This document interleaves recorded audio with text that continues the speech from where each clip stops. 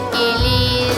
Eline var iken esirgeyenlerin başına bela ve musibet gelir.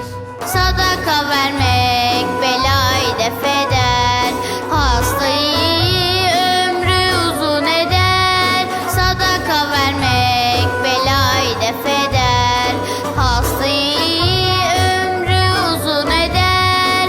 Şeytan fakirlikle korkutsa müminler, Allah benim rızkıma kefildir der. Şeytan fakirlikle korkutsa müminler, Allah benim rızkıma kefildir der.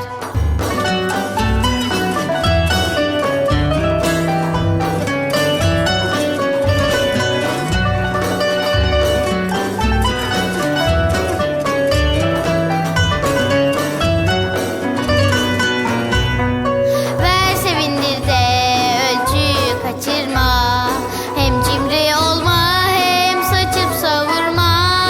Ver sevindir de ölçüyü kaçırma, hem cimri olma hem saçıp savurma. Muhtaçları gözeteceğim derken sakın dikkat et, sonunda sen muhtaç olma. Muhtaçları gözeteceğim derken sakın dikkat et, sonunda sen muhtaç olma.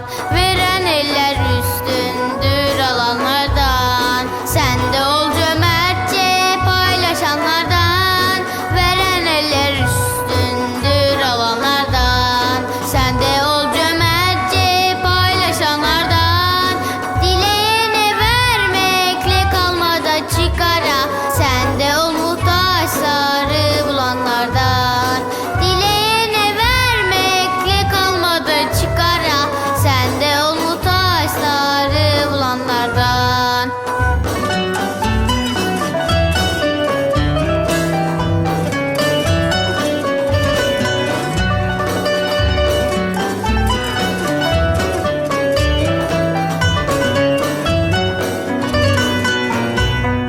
Allah cömerttir, cömertleri sever, İkram edenleri her zaman över. Allah cömerttir, cömertleri sever, İkram edenleri her zaman över.